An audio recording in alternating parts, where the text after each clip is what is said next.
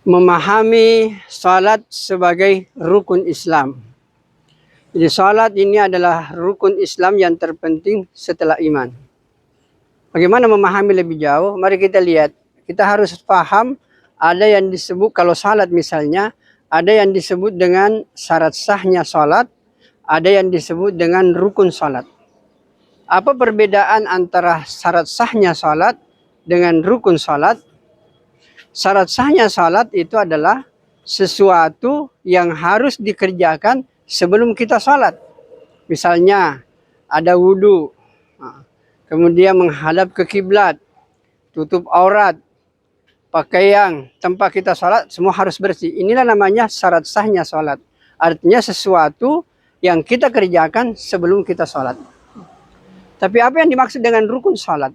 Rukun salat itu artinya sesuatu yang harus ada ketika salat itu dikerjakan. Mulai daripada niat, takbir. Ini namanya rukun salat. Berdiri, i'tidal, sujud, ruku, i'tidal, sujud. Semua ini namanya rukun salat. Termasuk salam. Kapan kita tinggalkan salah satu di antaranya, maka itu salat batal. Tidak sah.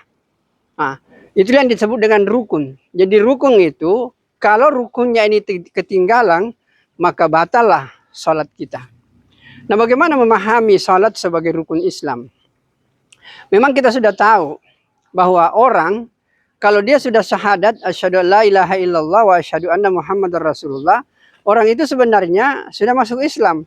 Tapi kadang-kadang orang tidak paham bahwa kalau dia tidak salat, dia membatalkan sendiri itu keislamannya. Karena salat itu adalah rukun. Dan kita tahu bahwa rukun ketika ditinggalkan maka itu batal. Sama dengan kita salat tadi. Kalau rukun salat ditinggalkan maka batal itu salat, tidak sah. Maka hadirin yang mulia, ini harus menjadi perhatian bagi kita. Bahwa salat ini adalah rukun Islam. Taruh kita lihat lebih jauh semua rukun Islam. Kita sudah syahadat, kita Islam. Kemudian yang kedua salat. Puasa, haji, zakat. Di antara empat ini yang terpenting adalah salat. Karena Ramadan itu, puasa itu nanti wajib setelah Ramadan. Kalau tidak Ramadan nggak wajib puasa. Kemudian zakat, nanti orang punya harta. Tidak punya harta nggak wajib zakat. Kemudian yang haji lebih-lebih. Nanti orang punya harta, punya kemampuan materi, punya kemampuan fisik, sehat, kemudian ada uang, baru orang pergi. Berarti haji tidak semua. Tapi salat ini ibadah inti. Tidak bisa semua orang harus wajib salat. Orang kaya harus salat, orang miskin harus salat, pejabat harus salat, orang tidak punya jabatan harus salat, orang sehat harus salat, orang sakit pun juga harus salat. Ini adalah rukun, nggak bisa ditinggalkan.